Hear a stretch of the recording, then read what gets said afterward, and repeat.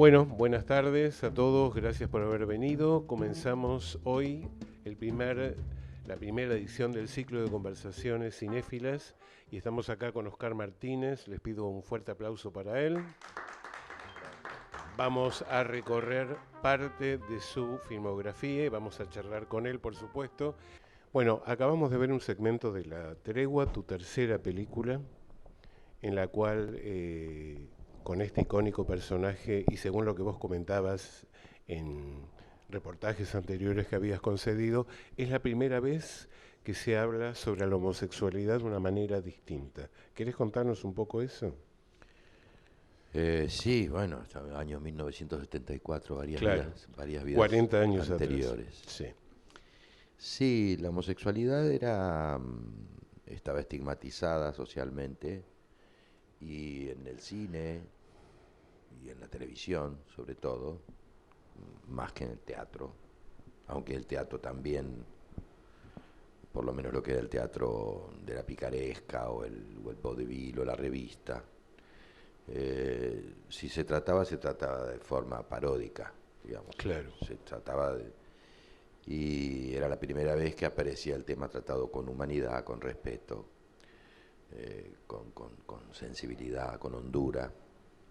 Entonces produjo un impacto muy grande en la gente. La película fue un éxito descomunal, impensable para hoy. Digo, la película estuvo, por ejemplo, 9 semanas, o decir, más de 2 meses en el Gran Rex, que era cine.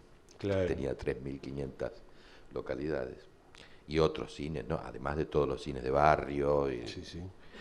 Se fue un éxito Y un descomunal. elencazo Un además de elenco, actores luego prohibidos. sí, un elenco imposible de juntar nunca más, digamos. Porque si hoy se quisiera hacer el mismo guión, es muy difícil pensar en actores de esa magnitud, porque no los hay, de distintas edades. Era como un seleccionado, ¿no? Norma Leandro aparece haciendo un personaje, En un colectivo. sí, que Sí, dura, creo que si tiene 3 minutos sí, en la es un película es cameo, sí. mucho. Eh, bueno, sí, Pelinkowski, Lautaro Murúa, Carlos Carela, China Zorrilla, Luis Politi, Walter Vidarte, Antonio Basalla, un elenco impresionante donde hay trabajos muy memorables, el de Luis Politi, el de China, el de Sipe, que está extraordinaria, en fin, muchos trabajos, ¿Cómo era sacando los Sí. protagonistas. ¿Cómo era Renan como director? Bueno, yo lo conocí al flaco en esa época, recién, justo antes de venir para acá. Estaba chateando con mi hija mayor, yo tengo 4 hijas, que además es dramaturga, porque hoy murió Ricardo Monti, Sí, eh, una gran persona, un gran ser humano. Me enteré, sí, leyendo los titulares en el teléfono del diario, y yo estaba ensayando Los días de la comuna de Bertolt Brecht en el Pairó, dirigido por Ricardo Monti. Y un día vamos a ensayar y me llama aparte, me dice, mira, va a venir una persona muy famosa. Ensayábamos en un lugar que era grande como esto, no más grande que esto, en un sótano del Teatro Pairó. Va a venir una persona muy famosa, dice, me pidió que yo no diga nada, pero va a ser imposible. Éramos un montón en el elenco. Y me dice, va a venir, digo, ¿quién? Sergio Renán. Dice, vine a verte a vos.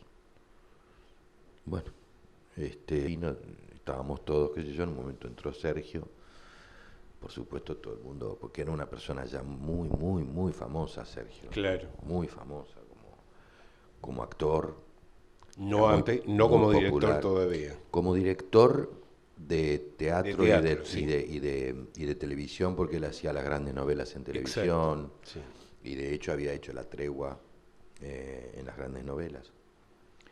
Y así empezó, bueno, en realidad yo lo había conocido antes porque un año o 2 años antes yo había ido a verlo, a ofrecerme, que me conociera para darme trabajo, y me dijo, la verdad es que yo no te voy a llamar, Ajá. cosa que le agradecí mucho, porque él tenía, para las grandes novelas, tenía por edades, 3 actores, 3 actrices de 20, de 30, de 40, de 50, de 60 y de distintos tipos de Y instrumentos. se manejaba con ese Me mismo dijo, grupo. yo no Claro, pruebo gente.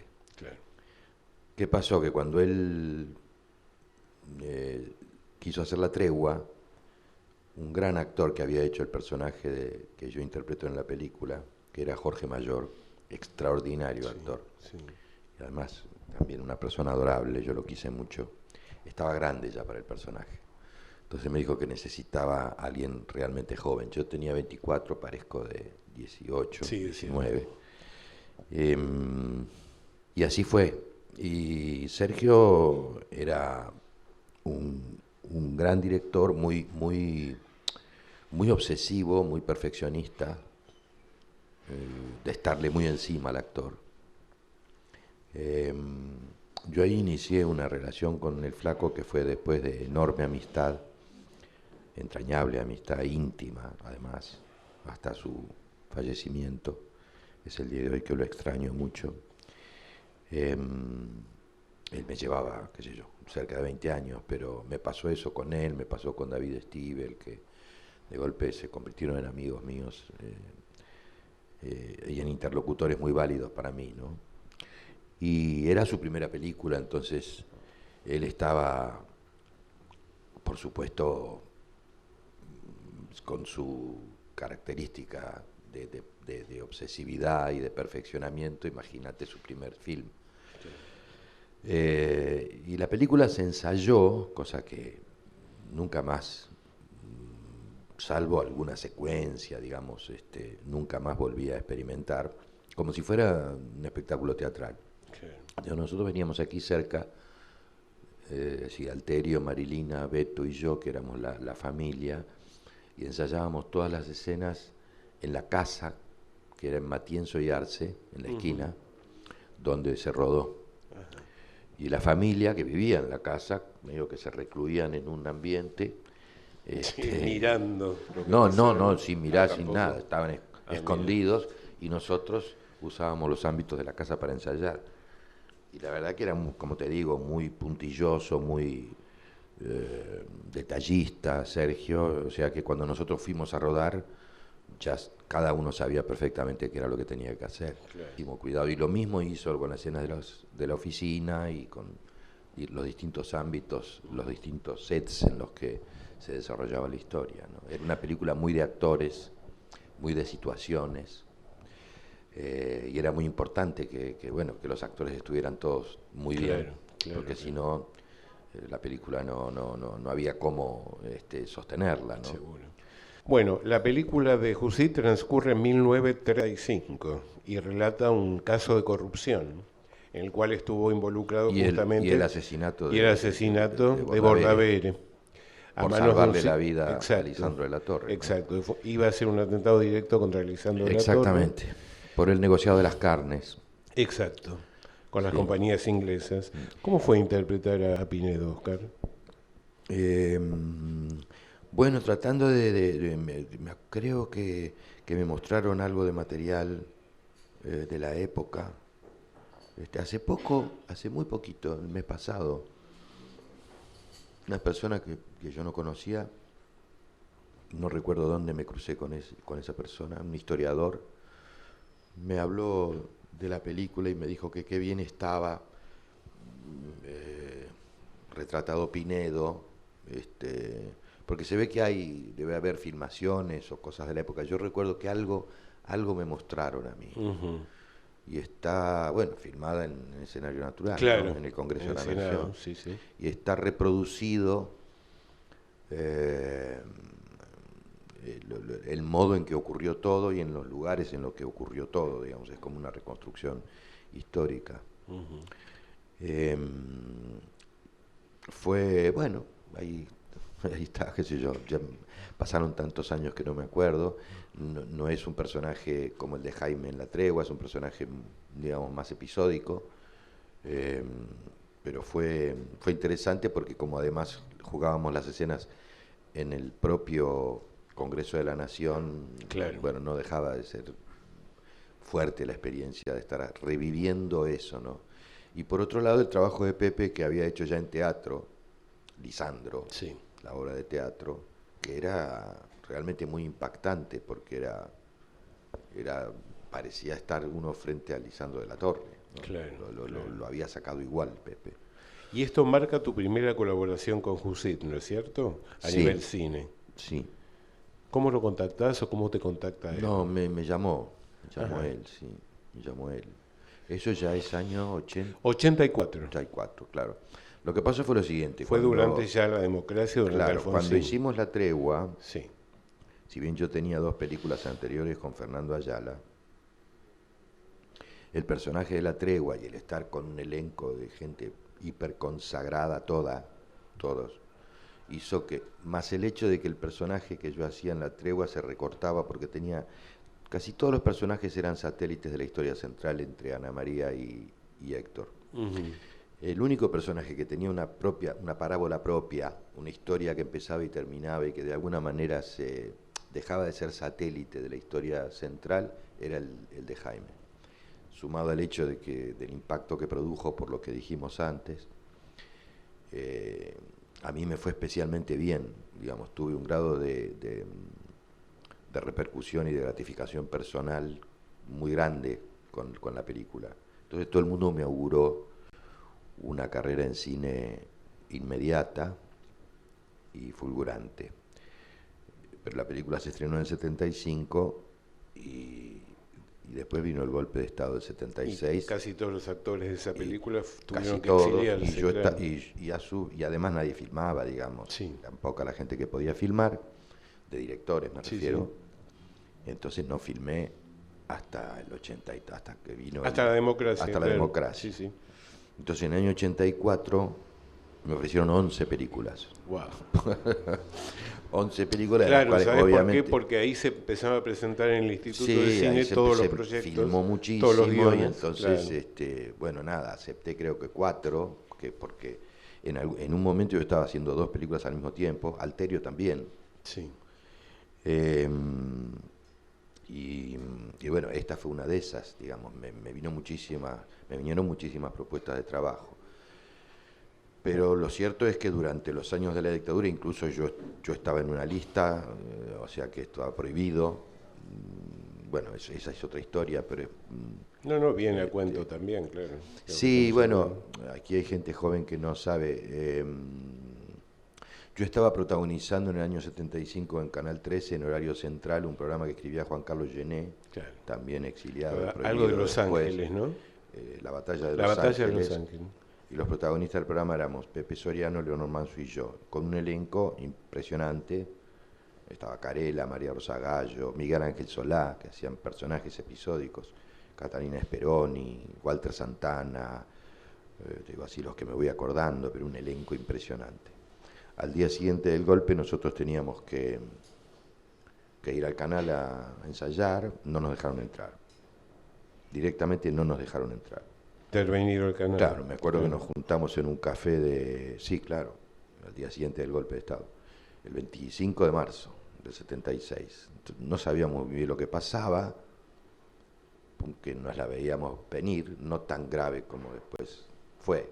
Nadie pensó que iba a ser lo que terminó siendo. Hay que decir que el golpe tuvo una aprobación civil importante. El golpe cívico-militar. Sí, Claro que sí, absolutamente. Y entonces, bueno, no se hablaba todavía nada de listas ni nada, pero no nos dejaron pasar, no nos dejaron ingresar al canal. Yo tenía un contrato, ese contrato a los pocos días me enteré de que dejaba de existir, que el programa dejaba de salir al aire, y al poco tiempo, no puedo precisar ahora cuánto, me enteré de que estaba en una lista, de que estaban confeccionándose listas de gente que iba a estar prohibida y que yo estaba en una lista. Me entero de esto porque, ¿qué pasa? En primera instancia, y después continuó siendo así, cada fuerza se repartían los canales, y Canal 3 era la Marina. Al parecer yo estaba en servicios de inteligencia de la Marina y entonces no podía trabajar. En esos días yo intenté, por supuesto, ir a hablar con el gerente artístico a ver de qué se me acusaba a mí para ponerme en una lista. Por si me decían, mira, no nos gustas como actor, yo decía, bueno, ok, fenómeno. No tengo nada que decir, pero si tenía otro tipo de acusación, quería que me la dijesen. Por supuesto me la negaron, después me costó mucho conseguir esa entrevista con el gerente artístico, que era Gerardo Mariani, y me terminó reconociendo que nada, que sí, que había unas listas, pero que tenían un tilde en lápiz que se podía borrar, me dijo. A los pocos días de eso me llama Kive Steiff para el Teatro San Martín y me ofrece formar parte del elenco estable y le digo, mirá que yo estoy prohibido. Me dijo, acá no. Sí.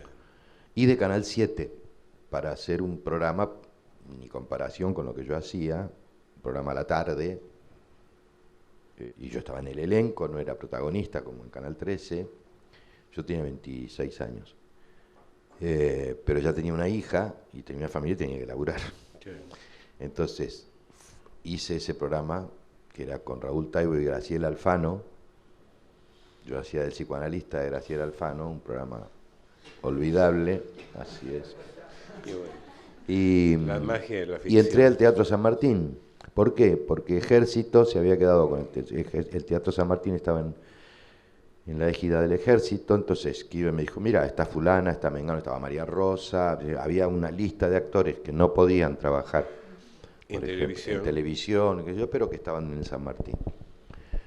Y Canal 7 dependía, como siempre, de Presidencia de la Nación, o sea que yo ahí no tenía problemas. Uh-huh. Así que bueno, empecé a trabajar ahí.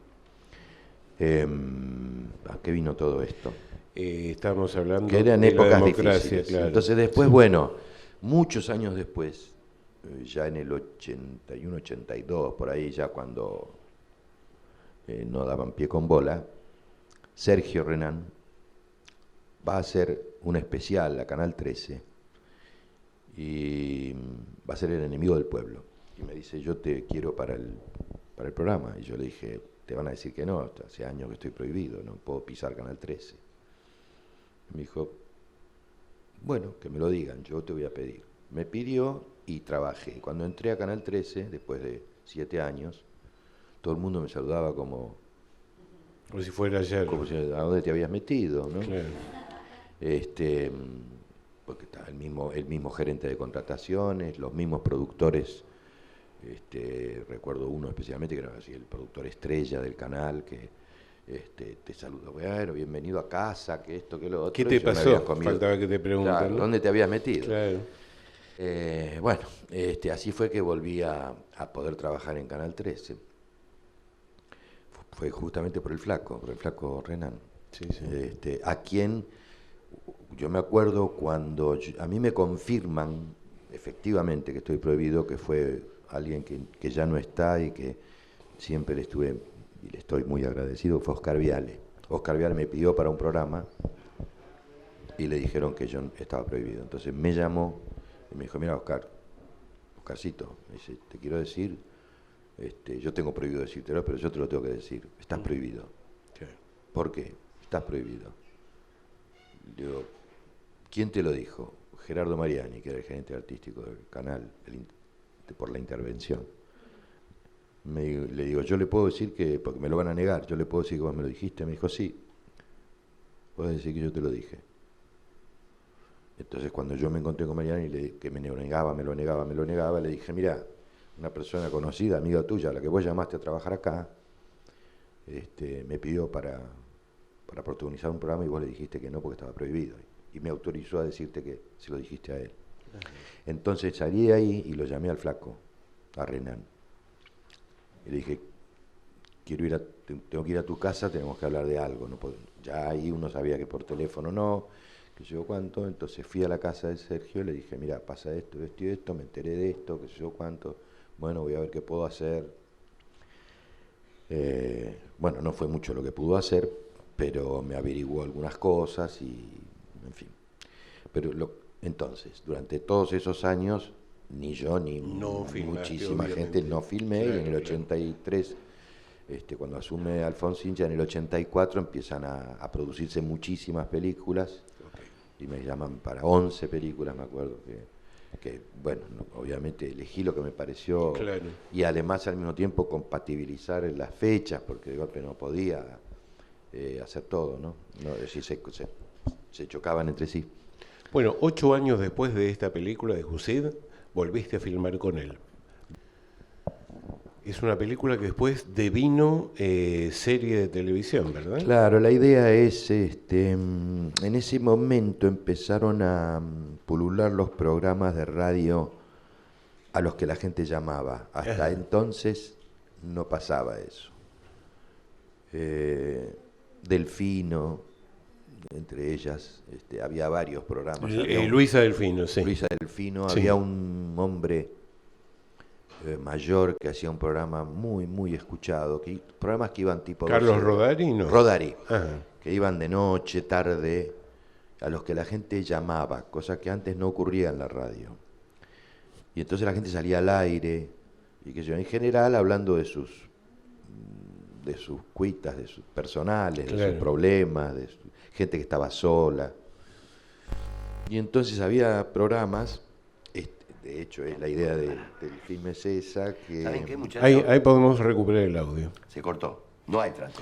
Chicos, hasta acá, Mauricio, recuperamos el audio en otro ¿se cortó? segmento. ¿Se cortó? Bueno, sí. Bueno, donde la idea es gente que está sola y que llama para encontrarse con alguien y empezar una relación, digamos, Claro. con alguien, ¿no? Y entonces estos dos personajes que eran muy peculiares, tanto el de Susu como el mío un señor virgen prácticamente, que nunca había podido tener experiencias amorosas, y el personaje de Susu también, que era una fóbica, una persona casi inabordable, que se juntaban por medio del programa. Y el conductor del programa lo hacía Fernando Ciro. Ajá, mira, qué curiosidad. Sí. Bueno, y recitas a Neruda además en este segmento que habíamos pasado. Estás en un bar recitando un segmento, un fragmento de Neruda. Sí. ¿Y cómo fue el trabajo con Susu? Magnífico. Con quien no habías trabajado en cine hasta No, ese pero nos momento. conocíamos mucho, y fue buenísimo, sí. Siempre con Susu, las pocas veces que hemos trabajado juntos, hicimos teatro también después, nos entendimos muy bien. Y casualmente, ¿o no? Éramos amigos además, Claro. ya, digamos, ¿no? No tan casualmente, vos tuviste en los últimos 15 años un resurgimiento muy importante en el cine. ¿A qué lo atribuís? O por ahí te puedo llegar a preguntar, ¿qué pasó que dejaste de filmar durante tanto tiempo? ¿O que dejaste de filmar tan frecuentemente? Sí, porque en realidad... Digamos, porque a la hora de elegir los segmentos de tu recorrido, encontramos con que empiezan nuevamente películas con presencia estelar pero tuya. recién estabas mostrando Sí, Relatos sí, sí, Salvajes. sí, Pero, por el ejemplo, segmento que lo que sigue. pasaba era, por ejemplo, la película anterior a Relatos Salvajes es El Nido Vacío, Sí, de que Daniel ganás, Burman, por la que ganaste en San Sebastián. que ganó Mejor Actor en Sí. San Sebastián. Entre esa película y Relatos Salvajes pasaron 7 años, 8, Claro, sí. por ahí. Pasaba eso, pasaba que, primero, se filmaba menos. Segundo, el cine en los 90, con la digitalización, se produce un cambio revolucionario en la manera de hacer cine, en la posibilidad de producirlo y en la factura del cine, ¿no? El cine de los 80 es un cine técnicamente muy difícil de realizar, todavía en celuloide, con poco dinero, se cuidaba mucho el material porque era carísimo, entonces no se podían hacer muchas tomas, en fin, hay muchas cosas que cambiaron radicalmente desde los 90 para acá. Entonces, yo había privilegiado el teatro como, digamos, la columna vertebral de mi trabajo, me hice un espacio propio, tuve poder de convocatoria, me fue muy bien, llené muchos teatros, durante mucho tiempo, hice temporadas muy largas. Entonces el cine era algo que aparecía esporádicamente, y cuando no era algo que, primero que era escaso, digamos, me llamaban cada 3, 4 años, con mucha suerte. Ajá. Y después que no siempre eran proyectos que me seducían lo suficiente, como me pasó con Daniel, con El Nido Vacío. Lo que pasó fue que a partir de Relatos Salvajes, que fue en el 2013, Sí. por eso no hace 15 años, hace mucho No, menos. no, es cierto. Sí. Empezaron no sé, me volví visible, digamos, a lo mejor por el éxito descomunal de esa película. Y porque también tuve la suerte de que el personaje mío, la historia que me tocó protagonizar, una historia que tuvo un impacto especial dentro del medio y del público. Y bueno, a partir de ahí, hasta hoy no paré de hacer cine, qué sé yo, creo que hice más películas del 2013 hasta acá de las que había hecho antes, o por lo menos lo mismo, no saqué la cuenta, pero por ejemplo el año pasado hice 4 películas, 2 en España y 2 acá. Sí. Pero a ver, de alguna me voy a olvidar, pero hice Relatos Salvajes, el orden no sé, pero más o menos. Ya vamos a ir recorriendo igual. La Patota. Sí, ya vamos a hablar oportunamente de algunas de ellas. Inseparables. Sí. Sí, no sé, a razón de 3 películas por año. A propósito de Relatos Salvajes, quería preguntarte, porque escuché que en un reportaje vos comentaste que cuando Damián Cifrón te convoca, te da a elegir entre 2 historias. Sí.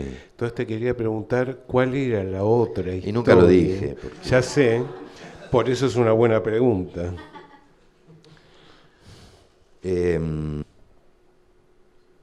Sí, yo a Damián no lo conocía, nunca habíamos trabajado juntos.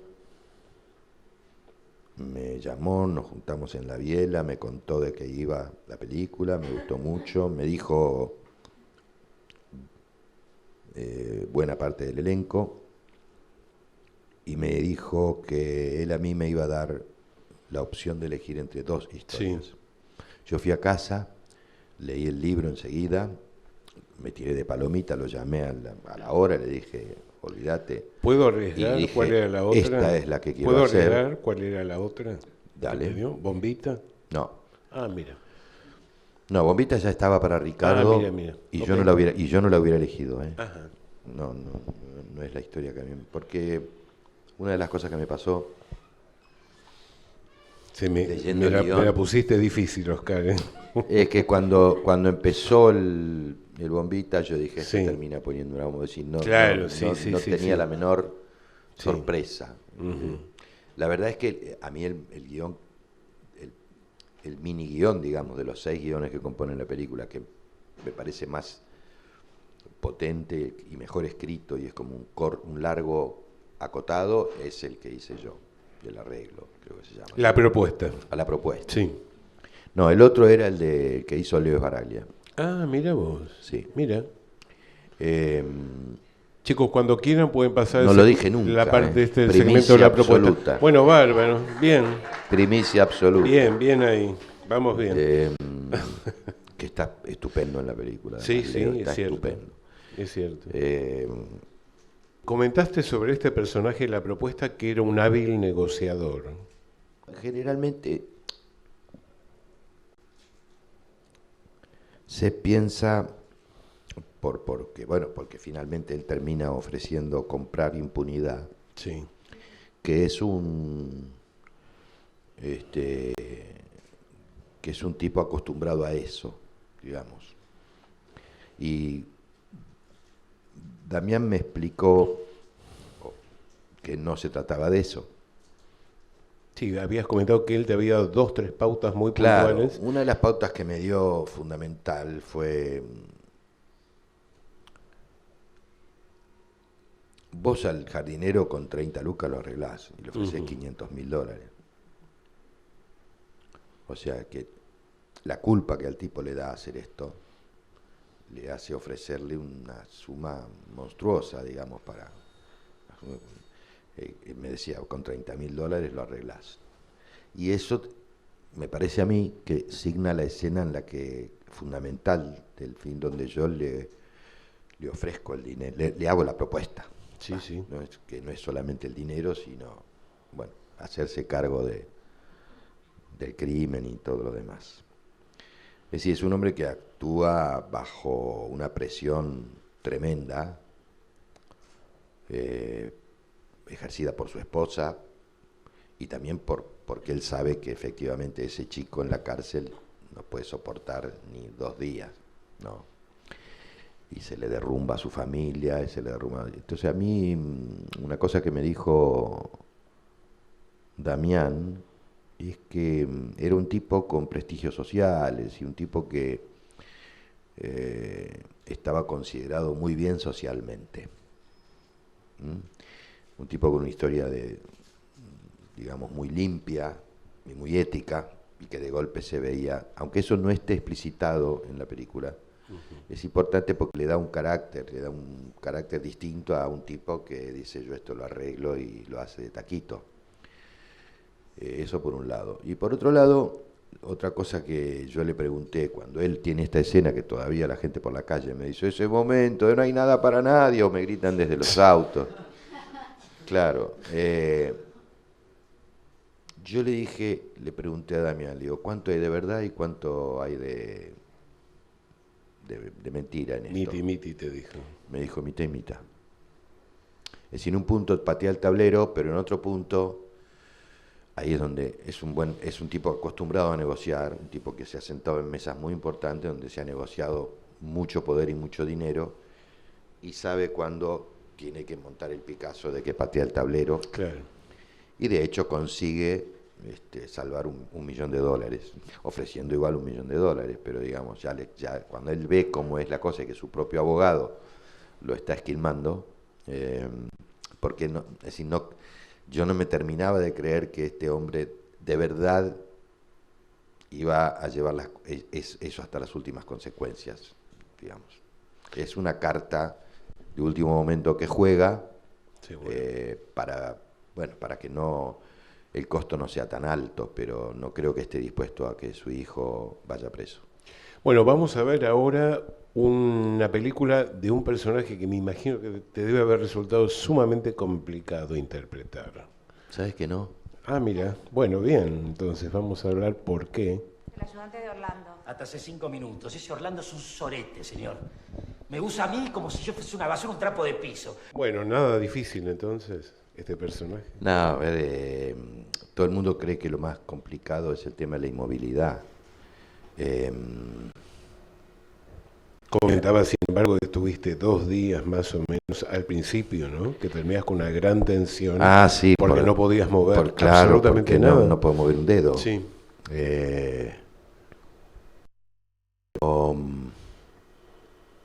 A mí me sirvió mucho ver un documental que me hizo ver Marcos, el director. Yo cuando había visto la película, y me había encantado. Claro, esto fue una franquicia, digamos, la francesa. película francesa, y Es se una filmó remake. en varios países, además, la adaptación. Y entonces, cuando me llamó Marcos y me dijo que tenían Sonofilm los derechos y que querían hacer la película conmigo, fue una felicidad enorme, porque siempre pensé, cuando veía la película, decía, qué bien lo han pasado estos dos haciendo esta película. Sí. Y la verdad es que nos salió bastante bien. Y Marcos me dijo que había un documental en YouTube del verdadero Felipe, del verdadero millonario francés tetrapléjico, que lo viera, que valía la pena. Y la verdad que me salvó la vida, porque vi 2 cosas que me iluminaron el trabajo. Una, que era un hombre admirable, de un carácter y una entereza admirable. Pensemos que era un tipo joven cuando le pasó, buen mozo. Ya en el momento del documental no, porque la inmovilidad hizo que él te acaparaba, mucho más gordo, con el cuerpo medio deformado, pero era un tipo deportista, multimillonario, muy buen mozo. enviuda de una mujer a la que amaba mucho, madre de sus 2 hijas, y al poco tiempo de eso tiene un accidente, Freud diría que de solapa de libro, de equitación, y queda tetrapléjico. Pero el tipo no se autocompadece nunca.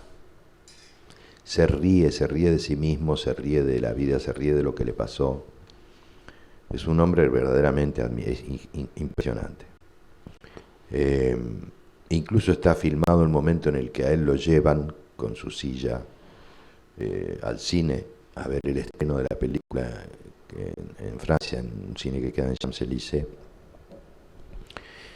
Y me di cuenta de que lo interesante era que, como contraposición a la inmovilidad física que él tiene, de una vida interior, de una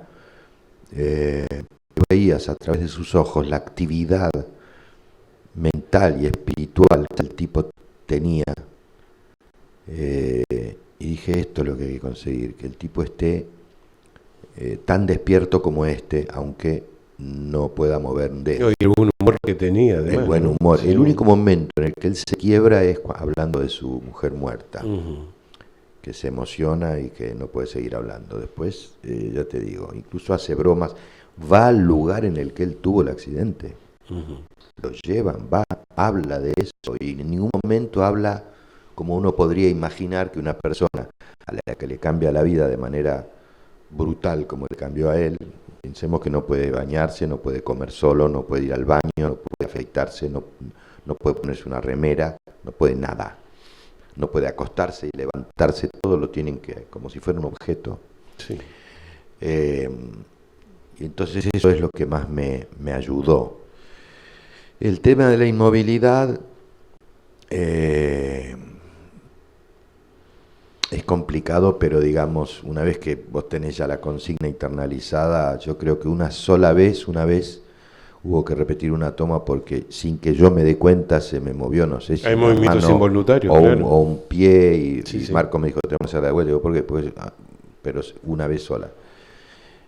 Lo más importante para mí era lo otro, era esto, digamos, que se viera la vida intensa que este hombre tiene a pesar de estar en ese estado, ¿no? Okay. Y voy a contar algo muy lindo que me pasó. En la Embajada de Francia hacen todos los años una semana de cine francés, mejor dicho, promocionan una semana de cine francés, viste que lo hacen en el Cinemark. Sí, le llaman Premier, sí. Al que traen en marzo 5 películas o 6 que ya están compradas y tienen distribución, otro tanto de películas para ver si tienen algún distribuidor para exhibirla en la Argentina. Entonces se hace en la embajada, se hace un cóctel, está el embajador, no sé cuánto, y a mí me invitan.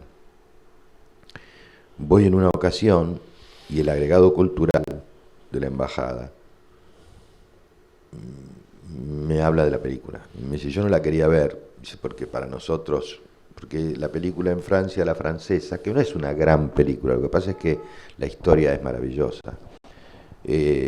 Tiene un récord de taquilla importante, sí. Hizo no sé cuántos millones de espectadores. Entonces me dice, yo no la quería ver, pero en el avión, en un viaje a París, estaba en el menú del avión la película y la vio. Y me dijo, te tengo que decir que me gustó más que la francesa. Y me dijo el agregado cultural de la Embajada de Francia. Sí. Y la verdad es que yo creo que eso pasa porque nosotros le damos una impronta, por ser como somos. Los franceses son mucho más fríos. Lo esencial que se cuenta en la película es el vínculo entre ellos dos y cómo los dos aprenden algo del otro, los dos se modifican y se produce esa hermandad emocionante entre ellos, ¿no? Esa complicidad, esa intimidad. Y es verdad que en la nuestra es más emotiva, la película eso está más visible expuesto, que en la francesa. Sí. Y yo creo que esa es la razón por la cual los que lograron verla, porque mucha gente no la vio porque había visto la francesa. Claro. Dijeron, no, bueno, y además cuando estaba por estrenar la película, tanto en canales de cable como nuestro querido amigo Adrián Suárez en Canal 13, la puso al aire. Está a 2 días de que nosotros íbamos a estrenar la película. Para que no vayan a ver la original. Entonces ¿no? estaba muy fresca para la gente, Claro. ¿no? Bueno, esta película estuvo en Venecia y casualmente el mismo año se exhibió en Venecia, formó parte de la competencia oficial, el segmento Chicos que vamos a ver ahora. Así, estuve con 2 películas en Así Venecia. es. Pero esta no estaba en competición Inseparables. Para- 2 veces con Sí. producción, a punto de empezar a rodarse y se malograron los 2 comienzos de rodaje. Pero yo, la verdad es que desde que leí el guión por primera vez me sentí que era irrenunciable hacer eso. Me encantaba el personaje, me gusta la historia, me gusta de qué va, me gusta de qué habla. Así que durante esos años, en realidad lo que hicimos fue ir perfeccionando la propuesta, se reescribió el guión varias veces, se pensó mucho, y cuando llegamos a realizarla, la verdad es que nos llegamos a preguntar si todos esos trastornos no habían sido finalmente beneficiosos para el proyecto, porque seguramente fue mejor la versión que hicimos que la que hubiéramos hecho 4 años antes. Yo sentí siempre que era a mí cuando me llamó Gastón Duprat, a quien yo no conocía, me dijo que me conocían mucho y que tenían un guión escrito para mí y que no había otro actor que tenía que ser yo porque estaba escrito para mí, que ellos me recontra conocían y yo pensé, qué presuntuoso este pibe, que no me conoce, cómo me dice esto. Y cuando iba por la página 6, dije, tiene razón, porque yo sentí que era un guión, que era un traje a medida para mí. ¿Por qué? Por muchas cosas del personaje, por el mundo, porque yo soy muy amante de la literatura, de la narrativa, del oficio del escritor, siempre fue algo que me sedujo mucho, más yo escribo. Y por toda la atmósfera, el espíritu del guión, por ciertos rasgos del carácter del personaje, si bien yo no soy ni tan fóbico ni tan extremo, de ninguna manera, yo no fui a Venecia y dije lo que él dice cuando le dan el premio Nobel. Me imagino que no. Claro, pero sí sentí porque además sentí que era una metáfora de la Argentina. El guión es una metáfora de la Argentina. Lo curioso es que en Italia y en España, sobre todo en Italia, al principio, porque fue el primer lugar donde en el festival me decían, esta es una película italiana, esta es una película italiana, esta es una película italiana. Yo me acuerdo que teníamos no sé si el fotocall o teníamos una nota, algo, y tuvimos que bajar al lobby del hotel, estábamos en el Lido, en el Excelsior,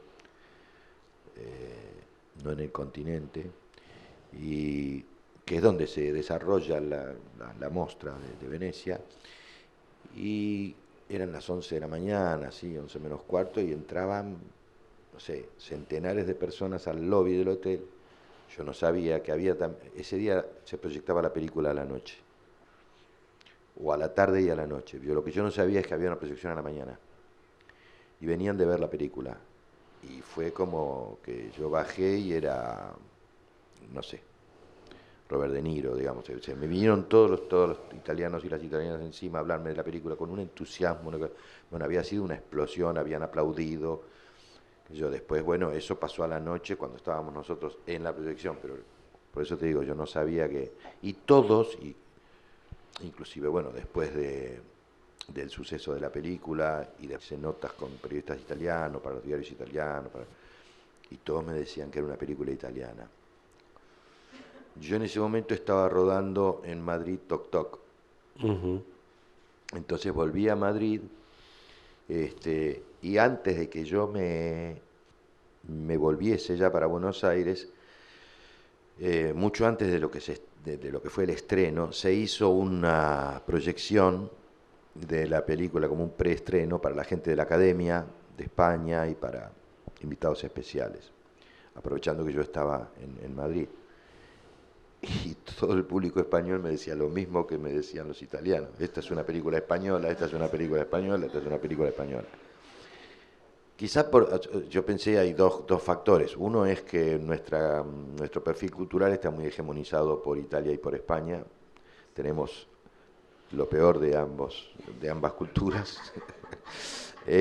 por un lado. Y por otro lado, que cuando ese refrán de pinta tu aldea y pintarás el mundo, cuando no te quedas en el pintoresquismo, en el costumbrismo, cuando es una cosa que es local y que fuera no es de cabotaje, digamos, como pasa con esto, evidentemente pintas el alma humana y entonces la película se estrenó en todo el mundo y en países donde jamás había llegado una película argentina, como en China o en Rusia, ¿no?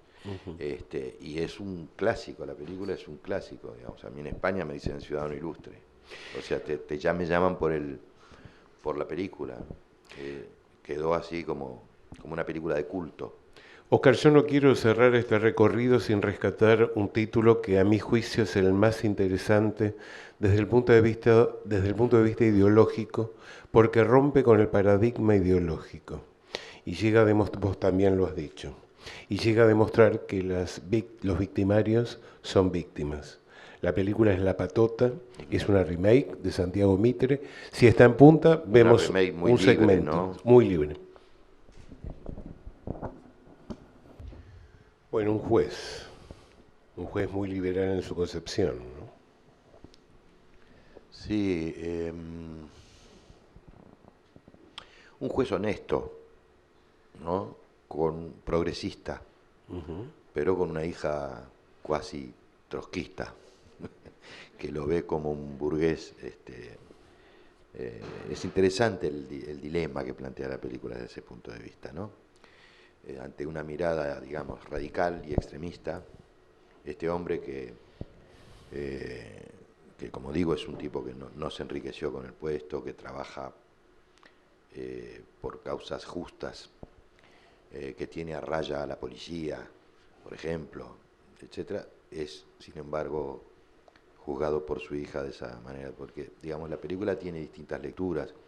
Indudablemente para mí, el hilo central es el conflicto padre-hija, hija-padre, ¿no? Para mí pasa por ahí, incluido lo que, bueno, después el personaje de Dolores de alguna manera disfraza de ideologismo, que decide aparentemente tener a la criatura. Lo que sí es que es una peli que, a ver, digamos, en la época que Tineri hizo La Patota, ni se hablaba, no se mencionaba la palabra aborto. Exacto. O sea, no que se estudiase la posibilidad de que ella abortase, era impensable. Y acá el padre, que es juez, la lleva o le sugiere que hacer un se aborto. practique un aborto, sí. Sí, es bien distinta. Vamos a llegar a la última pregunta de este recorrido. Sé que es complicado por ahí contestarla, pero te propongo que pienses una escena de toda tu filmografía por las razones que vos quieras. No porque sea la mejor, sino alguna que te haya quedado por encima de cualquier otra y la compartas con nosotros. Bueno, es muy difícil porque si no me apasiona lo que hago, no, o sea que todo lo he hecho por algo, lo hice. Hay muchas que faltan aquí. Sí, por supuesto. Sobre todo las que hice últimamente. Hubiera sido imposible en a lo una mejor hora porque, y pico. A lo mejor porque sí. Lo último es lo que uno siempre privilegia. Claro. Hay una película que todavía no se estrenó, que se estrena en España el 6 de septiembre, que se llama Vivir dos veces. No es coproducción, es producción española, puramente como todo. ¿La podremos ver acá también? Sí, yo creo que sí. Okay, sí. okay. Pero no sé cuándo se estrenará acá. Donde el protagonista a pesar de lo que voy a contar, es una comedia romántica y sentimental, una comedia dramática, porque el protagonista le diagnostican Alzheimer. Y contrariamente a lo que pasa generalmente cuando se toca este tema, no se llega a la tercera fase. El Alzheimer tiene 3 fases.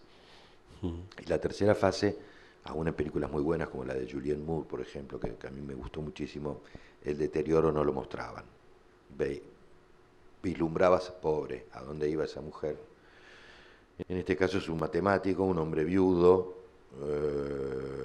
viudo desde hace 5 años, que vive solo, un catedrático, profesor universitario de matemáticas, que